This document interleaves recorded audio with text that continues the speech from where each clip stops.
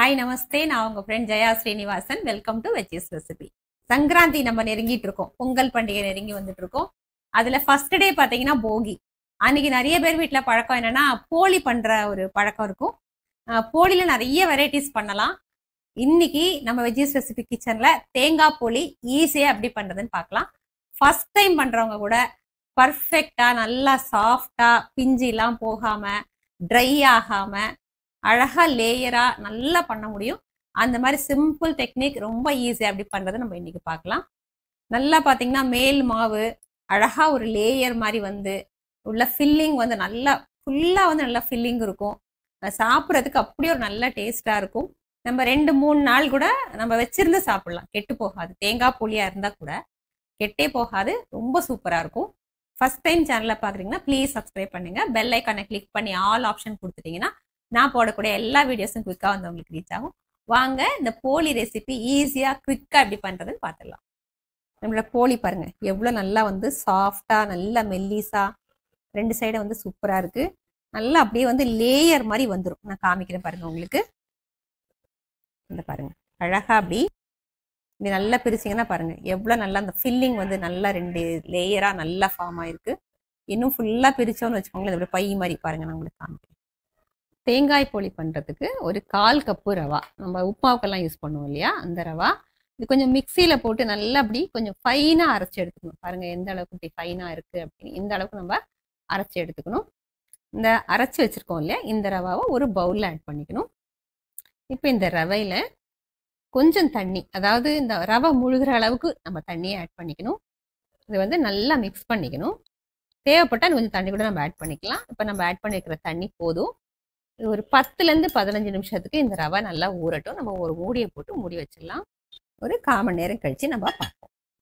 ஒரு medium size தேங்காயை நல்லா அப்படி துருவி வச்சிருக்கேன். நம்ம ஆனால் இந்த அளவு ஃபைனாக துருவ முடியாது இல்லையா, கொஞ்சம் கொஞ்சம் சின்ன சின்ன பீசஸ் நமக்கு அதில் வந்துடும்.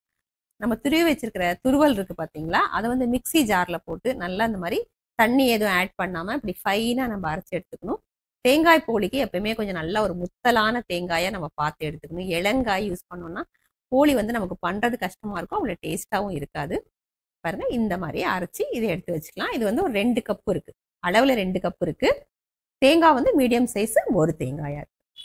ஒரு 15-20 மினிட்ஸ் ஆயிடுச்சு. ரவா பாருங்க நல்லா அப்படியே மாவு மாதிரி சூப்பரா ஊறிடுச்சு. இப்போ இந்த ரவையில வந்து ஒரு 1/4 டீஸ்பூன் சர்க்கரை, 1/4 டீஸ்பூன் உப்பு, 1/4 டீஸ்பூன் மஞ்சத்தூள். இப்போ இது எல்லாத்தையும் நல்லா மிக்ஸ் பண்ணிக்கணும். சர்க்கரை, உப்பு, மஞ்சத்தூள் எல்லாமே பாருங்க நல்லா அப்படி மாவு மாதிரி செம்ம சாஃப்டா இருக்கு. இப்போ இதில் வந்து 1 கப்பு மைதா மாவு ஆட் பண்ணிக்கணும். இப்போ தண்ணி எதுவும் ஆட் பண்ணாமல் அடியில் ரவா இருக்கு இல்லையா, அதோட இந்த மைதா மாவை நல்லா கலக்கணும். பாருங்க இந்த மாதிரி பிசைஞ்சதுக்கு அப்புறம் தான் இப்போ நம்ம தண்ணி ஆட் பண்ணணும். இப்போ இதில் நம்ம கொஞ்சம் கொஞ்சமாக தண்ணி ஆட் பண்ணி மிக்ஸ் பண்ணிட்டே வரணும். ரொம்ப அழுத்தம் கொடுத்து பிசையாமல் லேசாக தண்ணி ஆட் பண்ணணும். நல்லா அப்படி விரல்களால் அப்படி சுற்றி விட்டு பிசையணும். மாவு இந்த மாதிரி நல்லா லூஸாக பார்த்தீங்களா, கையில் ஓட்டுது பாருங்க. இந்த மாதிரி நம்ம பிசைஞ்சிக்கணும். கொஞ்சமாக எண்ணெய், அதாவது ஒரு 2 டீஸ்பூன் அளவுக்கு எண்ணெயை ஆட் பண்ணி நல்லா பிசைஞ்சிக்கணும். மாவு பிசைறதுல தான் இருக்குது. மாவு நல்லா பிசைஞ்சிட்டோம் அப்படின்னா போலி வந்து ரொம்ப நல்லா வந்துடும். இப்போ நம்ம ஆட் பண்ணியிருக்க எண்ணெய் ஃபுல்லாக அப்சர்வ் ஆகிடுச்சு பாருங்க. திரும்பவும் இன்னும் 2 டீஸ்பூன் எண்ணெயை ஆட் பண்ணி நம்ம திரும்பவும் பிசையணும். நல்ல சாஃப்டான மாவாக வரணும். பாருங்க எந்த அளவுக்கு சாஃப்டா இருக்கு மாவு. இந்த மாதிரி பிசைஞ்சிக்கணும். பிசைஞ்சிட்டு மேலே வந்து ஒரு 2 டீஸ்பூன் எண்ணெயை ஆட் பண்ணிக்கணும். இப்போ இந்த மாவு 1 மணி நேரத்துலேருந்து 2 மணி நேரம் வரைக்கும் ஊற வைக்கணும். ஒரு பிளேட் வச்சு மூடி ஒரு 2 மணி நேரத்துக்கு இது ஊறட்டும், நம்ம பார்க்கலாம். ஸ்டவ்வில் ஒரு கடாயை வச்சுட்டு 1 டேபிள் ஸ்பூன் கசகசா, இதை வந்து நம்ம நல்லா வறுத்துக்கணும். லோ ஃப்ளேமில் வச்சு தான் நம்ம வறுக்கணும், ரொம்ப சீக்கிரம் தீஞ்சிரும். நல்லா வறுபட்டாச்சு. இப்போ அது வேற ஒரு பிளேட்டுக்கு மாற்றிக்கலாம். இப்போ அதே கடாயில் 1 டீஸ்பூன் நெய் ஆட் பண்ணிக்கலாம். நம்ம துருவி அரைச்சி வச்சுருக்கோம் இல்லையா தேங்காய், இது வந்து ஆட் பண்ணிக்கலாம். இந்த தேங்காயை நம்ம நல்லா வறுத்துக்கணும். கொஞ்சம் அந்த ஈரம் குறையிற வரைக்கும் வறுத்தா போதும். அந்த தேங்காயில் இருக்கிற ஈரம் கொஞ்சம் குறைஞ்சிருக்கு பார்த்தீங்களா. இப்போது இந்த ஸ்டேஜில் 1 கப்பு வெல்லம், இந்த கப்பில் தான் நம்ம 2 கப்பு தேங்காய் துருவல் ஆட் பண்ணியிருக்கோம். இதே கப்பில் 1 கப்பு வெல்லம் நமக்கு கரெக்டாக இருக்கும். வெல்லம் நல்லா அப்படி பொடி பொடியாக இருக்கிற மாதிரி நல்லா கட் பண்ணி ஆட் பண்ணிக்கணும். இப்போ சீக்கிரம் வந்து நமக்கு வதங்கிடும் தேங்காயோட சேர்ந்து. லோ ஃப்ளேமில் வச்சு நல்லா வதக்கிக்கணும். பாருங்க இந்த மாதிரி இந்த அளவுக்கு கிளறினதுக்கப்புறம் 1 டேபிள் ஸ்பூன் அரிசி மாவு. அரிசி மாவு இல்லைன்னா கடலை மாவு ஆட் பண்ணிக்கலாம், இல்லைன்னா பொட்டுக்கல்லையை வந்து பவுடர் பண்ணி அதை கூட ஆட் பண்ணிக்கலாம். இதை ஆட் பண்ணுறதுனால நம்ம போலி பண்ணும்போது இந்த வெல்லம் கரைஞ்சி கசிஞ்சி வரும் இல்லையா, அந்த மாதிரி வராமல் பூர்ணம் வந்து டைட்டாக இருக்கும். நம்ம வறுத்து வச்சிருக்கிற கசகசாவையும் ஆட் பண்ணிக்கலாம். இப்போ இது எல்லாத்தையும் நல்லா மிக்ஸ் பண்ணிவிடுவோம். பூர்ணம் வந்து சாஃப்டாகவும் இருக்கணும், அதே நேரம் ரொம்ப தளரவும் இருக்கக்கூடாது. கசகசா ஆப்ஷனல் தான், டேஸ்டியாக இருக்கும். வேண்டான்னா நம்ம விட்டுடலாம். பூர்ணம் பாருங்க நல்லா அப்படி சாஃப்டாக இருக்குது, அதே நேரம் லேசாக கையில் ஒட்டுது. இந்த மாதிரி இருந்தாலே போதும், நம்ம ஸ்டவ் ஆஃப் பண்ணிடலாம். சூடு ஆறும்போது இது நமக்கு கரெக்டாக வந்துடும். ஒரு வாசனைக்காக ஒரு 1/4 டீஸ்பூன் ஏலக்காய் தூள் ஆட் பண்ணிவிட்டு நல்லா மிக்ஸ் பண்ணிக்கலாம். இப்போ ஸ்டவ் ஆஃப் பண்ணிவிட்டு நல்லா சூடு ஆற விட்டுடலாம். கம்ப்ளீட்டாக வந்தது ரூம் டெம்பரேச்சருக்கு வந்துடணும். போலிக்கான இந்த ஃபில்லிங் பூர்ணம் வந்து நல்லா சூடு ஆறிடுச்சு. இப்போ பாருங்கள் எப்படி இருக்குன்னு. நல்லா கரெக்டாக பதமாக இருக்குது, சாஃப்டாக இருக்குது, ஆனால் நல்லா ஒட்டாமையும் இருக்குது. நம்ம போலிக்கு எந்த அளவுக்கு வேணுமோ அந்த அளவு அப்படியே ஒரே டைமில் நம்ம எல்லாத்தையும் உருட்டி வச்சிட்டோம் அப்படின்னா அப்புறம் வந்து ஈஸியாக இருக்கும் பண்ணுறதுக்கு, ஃபாஸ்ட்டாக பண்ணி முடிச்சிடலாம். இந்த மாதிரி நல்லா எல்லாத்தையும் உருட்டி நம்ம ரெடி பண்ணி வச்சிட்டோம்னா நமக்கு டக்குன்னு போலி பண்ணுறதுக்கு ஈஸியாக இருக்கும். மாவு நல்லா ஒரு 2 மணி நேரம் ஊறியாச்சு. பாருங்கள் எவ்வளோ நல்லா சாஃப்டாக இருக்குது, நல்லா பர்ஃபெக்டாக இருக்குது. பாருங்கள் மாவு எவ்வளோ நல்லா சாஃப்டாக ஊறி இருக்குது. எண்ணெயில் நல்லா ஊறினதுனால பார்த்தீங்களா இப்படி நல்லா ஒரு ஸ்டிக்கியாக இருக்குது. இந்த மாதிரி இருந்தது அப்படின்னா நமக்கு இந்த நல்ல எவ்வளோ மெல்லிஸாக நமக்கு வேணுமோ போலி அந்த அளவுக்கு நம்ம பண்ணிக்க முடியும். இந்த போலி மாவையும் ஏதாவது ஒரு பிளேட்டில் எடுத்துக்கிட்டு ஒரு வந்து நல்லா பிசைஞ்சிடலாம். பாருங்கள் நல்லா ஒட்டாமல் இருக்குது. இப்படி நல்லா அப்படி கொஞ்சம் இழுத்து பிசைஞ்சிடணும். இப்போ போலிக்கு தேவையான மேல் மாவும் நல்லா பர்ஃபெக்டாக ரெடி பண்ணிட்டோம், பூர்ணமும் ரெடி பண்ணிட்டோம்.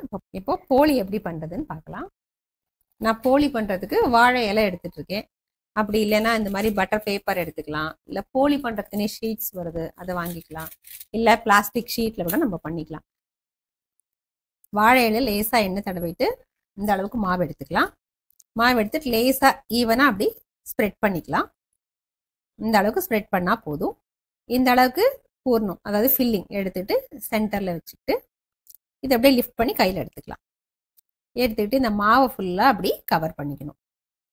கவர் பண்ணதுக்கப்புறம் இந்த எக்ஸஸ் மாவு இருக்குது பார்த்தீங்களா, இந்த மாவை நம்ம எடுத்துடணும். ஃபுல்லாக எடுக்காமல் ஓரளவு விட்டுட்டு எடுத்துக்கணும்.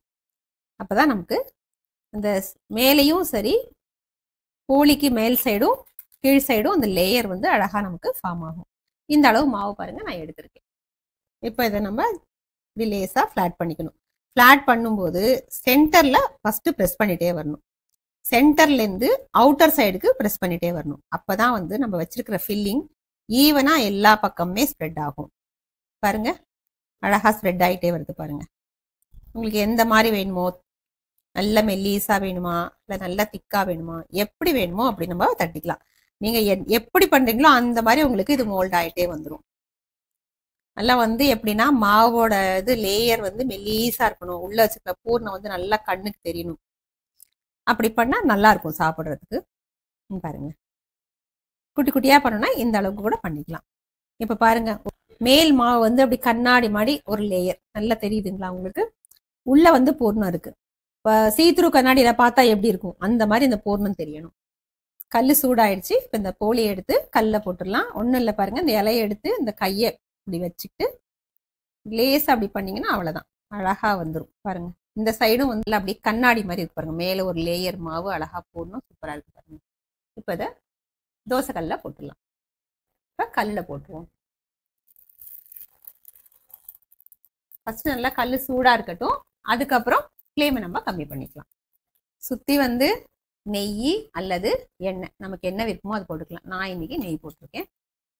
பார்த்தீங்களா எப்படி நல்லா பூரி மாதிரி பொங்குது. மேல் லேயர் அழகாகவும் கீழ் லேயர் தனியாகவும் இருக்கும். சென்டரில் வந்து அந்த பூர்ணம் நமக்கு நல்லா இருக்கும்.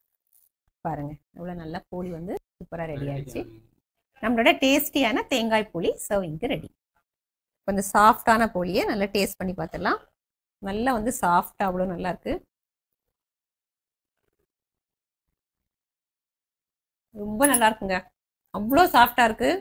அந்த தேங்காய் டேஸ்ட்டு, நம்ம அந்த கசகசா போட்டிருக்கோம் பார்த்தீங்களா, நீங்கள் கண்டிப்பாக அதை வந்து ஸ்கிப் பண்ணாமல் போடுங்க. நான் ஆப்ஷனல் அப்படின்னு தான் சொல்லியிருந்தேன், இருந்தாலும் நீங்கள் போடுங்க. அதோட டேஸ்ட் வந்து ரொம்பவே நல்லா இருக்கு. நம்ம ஆட் பண்ணிக்கிற வெல்லமும் வந்து அப்படியே கரெக்டா இருக்கு. இதே அளவுகளோட இதே மெத்தட்ல இப்படியே நீங்க ட்ரை பண்ணி பாருங்க. கண்டிப்பா சூப்பரா வரும். லைக் பண்ணுங்க, உங்க ஃப்ரெண்ட்ஸ் அண்ட் ஃபேமிலில ஷேர் பண்ணுங்க. புது ரெசிபியோட நாளைக்கு நான் உங்களை மீட் பண்றேன். தேங்க்ஸ் ஃபார் வாட்சிங்.